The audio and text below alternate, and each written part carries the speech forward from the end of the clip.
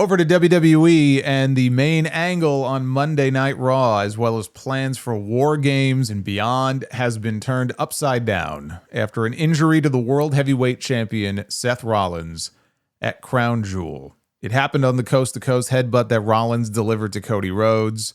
Rollins landed very hard on his shoulder. He was favoring his arm for the remainder of the match, but he still won and then celebrated after like nothing was wrong. Rollins was later spotted walking around Perth with his arm in a sling. This is the same Seth Rollins who walked around for weeks with a brace on his knee, hobbling around on crutches, selling a knee injury that turned out to be phony. He was very committed to the bit, okay? So I can understand why people would call bullshit on this, right? Fool me once, shame on you. Fool me twice, shame on me. Nobody likes to be conned once, let alone twice. So on Raw Monday night, he came out and he was gloating about his win, but also he made it very clear he didn't need Bron Breakker. He didn't need Bronson Reed. He didn't need Paul Heyman, right? He did it all by himself. He didn't need any of them. He chose them, and they chose him. So the signs were there from the opening segment. The seeds were being planted for the vision to turn on its visionary. After WrestleMania, I don't think anyone was expecting it to happen that same night. But after the main event, which saw CM Punk beat Jey Uso and LA Knight to become #1 contender for the World Heavyweight Championship, the vision pounced. And Rollins stood over Punk's dead body doing some more gloating until he turned around and he got speared by Bron Breakker. And the way they did this was brilliant, where they put the producer credits up in the copyright box to signal the show is over, it's coming to an end, like they do every week. Another typical vision ending to the show, and then they hit you right between the eyes with the swerve in the best possible way. Bronson Reed looks surprised. Paul Heyman looks stunned, like, what the fuck are you doing? And Breakker walks up to Reed and he tells him, you're either with me or you're not. Make your choice. And it doesn't take long for Bronson Reed to make his decision. He drags Rollins over to the corner. He squashes him with the tsunami splash. Heyman is shielding Rollins from further damage. He's begging them to stop. Breakker grabs him and lets him know, you're either with me or you're not. Your choice. And it's Paul Heyman. So naturally, Paul Heyman is going to make the decision that best benefits Paul Heyman because he's all about self-preservation. It's how this whole partnership started with Seth Rollins earlier this year. Not out of any real loyalty, but to save his own skin. Right? To save himself from getting his head stomped in. He chose Seth Rollins over his tribal chief. He chose Seth Rollins over his best friend. Paul Heyman has turned on more men than Margot Robbie. He goes whichever way the wind blows. And now we have a new vision, with Paul Heyman firmly aligned with Bron Breakker and Bronson Reed. Mike Johnson, a PW Insider, on Tuesday, said those within the company believe that Rollins is headed for either shoulder surgery or rotator cuff surgery for what is a very real injury. Dave Meltzer, last night on Observer Radio, said he is 100% having shoulder surgery, and they won't know how bad the damage is until they open him up. But WWE is hoping that he is back in time for WrestleMania. I mean, they could hope all they want to. Until they go in there, they don't know.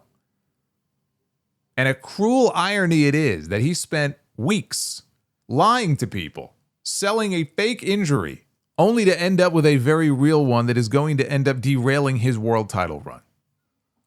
The surgery rumor hasn't been confirmed. Johnson says even people in the company remain skeptical after what they did with Rollins a few months ago. But Chad Gable had rotator cuff surgery in July and he still isn't back. I mean, it really all depends on the severity of it. But at the very least, it spells the end of his run as World Heavyweight Champion. It puts him out of action for the rest of this year. And it likely means that he is possibly going to miss WrestleMania next year. You know, Rollins has probably been the wrestler of the year in WWE this year. He beat Roman Reigns and CM Punk in the WrestleMania main event. He led his own heel faction, the top heel faction on Raw. He won Money in the Bank. He cashed in to win the World Heavyweight title at SummerSlam. He beat Cody Rhodes last weekend to win the Crown Jewel Championship. And for his year to end this way sucks. It does. And I feel bad for him. But with the injury comes opportunity. And my immediate reaction when that show was over on Monday was excitement. Right? That's why I was giddy when I came on the stream on Monday night, not because Seth Rollins got hurt, but because, okay, this is going in a totally different direction now, and I'm with it. I'm behind it. I want to see where this goes. This now shakes things up on the Raw side in a way that can make the shows more fun than they otherwise would have been. This now forces them to strap the rocket to Bron Breakker and launch him to the top, which was always the plan with the Vision. The Vision was never designed to push Seth Rollins so much as it was to push Bron Breakker as their next big superstar. That's what it was always all about. What Evolution did for Dave Bautista, the Vision should have done for Bron Breakker. Except now there's no waiting for WrestleMania. There's no waiting for the Royal Rumble. The time is now. The plan had supposedly been for Breakker and Reed to eventually win the World Tag Team titles. I don't know why they didn't already put the belts on them. It's not like the Judgment Day is doing anything with them. Bron Breakker does not need to be tag team champion. He was already tag team champion once. Remember the Wolf Dogs? He doesn't need to be tag team champion. Bron Breakker needs to be fighting for the World Heavyweight Championship. That rumored Seth Rollins-Roman Reigns match for WrestleMania next year, that match now should be Roman Reigns against Bron Breakker. And boy, is it a good thing they didn't go to it at Crown Jewel and they stuck with the Bronson Reed rematch, because it'll be that much bigger when they meet for the first time. This is an opportunity for Paul Levesque and the creative team to push a youth movement in this company. With Bron Breakker leading the Vision, Austin Theory, he was rumored by Meltzer last week to be on the heel side in the men's War Games match, which seemed completely fucking random. It's like, how do we get there? I presume he would have helped Seth beat Punk at Saturday night's main event next month and join the Vision as the newest member. He still can. And there are other names from NXT that can and should be called up to the main roster. You could even add one of them to the Vision and make it a foursome, led by Paul Heyman, right? Oba Femi should be on the main roster right now. I don't think he needs the Vision. I think SmackDown could use him more, but imagine Oba in that crew. Or Trick Williams, or Ethan Page. Right, these are just ideas. Some of them I shared with you on Monday when I talked about it a little bit. Some of them have been kind of going through my head all week long, but I'm excited to see how they pivot with this. They have to make a decision about how to proceed with the world title, right? Do they shoot an angle with CM Punk and Seth Rollins? They already announced that Adam Pearce is going to have an announcement on Raw tomorrow night addressing the world championship situation. Does Rollins relinquish the title this Monday? Do they substitute someone for Rollins against Punk one-on-one, or do they turn it into a multi-man match with LA Knight and Jey Uso, even though they already lost, and maybe Bron Breakker, right? Maybe a four-way to crown a new world heavyweight champion. If it were up to me, I would be putting that title on Bron Breakker right now. Like, sure, you could put it on Punk. You could put it on LA Knight.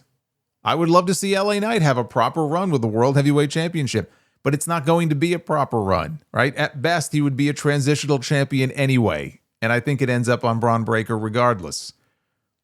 Put it on Breakker and have him lead the charge into War Games against Punk and Roman. You could do LA Knight, you could do the Usos. Jacob Fatu was rumored for the babyface team, but now he's out. They just wrote him off television Friday night before his match with Drew McIntyre. Maybe they don't, go with the Vision at all for War Games. Maybe they're actually considering, and I said this on Friday, and I hope I'm wrong, maybe they are actually considering a War Games match this year with the MFTs and the Wyatt Six, which sounds like an awful idea. Two heatless factions that haven't even touched yet, and you're going to put them in War Games. You talk about going from 0 to 60. We'll put them in War Games.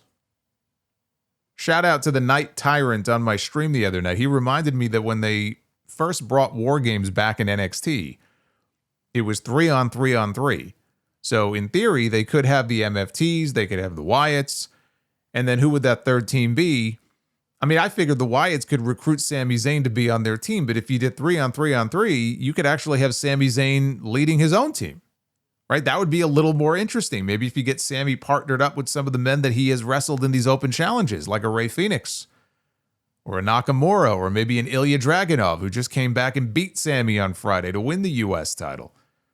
Right? That would be a little bit better. But I still think the Vision ends up on the heel side in War Games. And look, injuries may have ravaged their plans. It just presents an opportunity for other people to step up. And it's still early enough that they haven't locked in their WrestleMania plans yet. So this is not the disaster that it might seem to be. It doesn't have to be. You continue to build the vision, but with new blood. I was shocked by how many people I saw complaining about them doing the angle with Breakker turning on Rollins on Monday. Like, this was also before we had a better understanding of this being a real injury. But even people who figured that it might be real, they were criticizing them for doing this. Oh, it's 6 months too soon. It's a year too soon. What are they doing? Yes, we all know this was the eventual destination. And the vision has not been around for that long. They didn't even have a fucking name until a couple of months ago. But Bron Breakker has already gotten over to a level where there, wasn't this great need to wait until 6 months from now or 9 months from now or a year from now before they did the predictable turn. We all saw it coming. The injury forced their hand, so they went to it early. Now they get to take this whole thing in a completely different direction, and I don't know where it's going to end up. Whereas before I saw Breakker as the breakout star of this group, if Bron Breakker is now leading the vision, right, it could be somebody else next year when the time comes who actually ends up being the breakout star. It's also a chance to see Bron Breakker in a leadership role instead of the mostly silent enforcer that he's been. It's a chance for him to show off more of his personality. It's a chance for him to level up. I don't see what there is to be upset about here. I've said it before, Triple H tends to play things a little too safe. Here we have a grenade that just got dropped and blew things up, and I don't think that's such a bad thing. That ending on Monday is the kind of angle that made Raw must-see all those years ago. It's been a long time since we've had something like that. Too long. That's a cliffhanger. That's a reason to tune into the show next week to hear those first words from Bron Breakker and find out where this thing is going and what they plan on doing with Punk and the world title situation.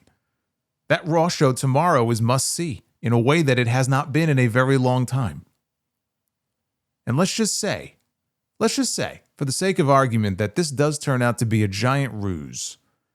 I don't believe it is, but let's say it's another Seth Rollins hoax to deceive CM Punk heading into Saturday night's main event, and Austin Theory does join as the newest member of the Vision, and they all have a good laugh about it after. That would be very lame. I would hate that, because we just saw them do that same angle with Rollins in July. To shoot a similar angle so soon after that would be very stupid. Not to mention unoriginal. And I don't see what the real purpose of that would even be.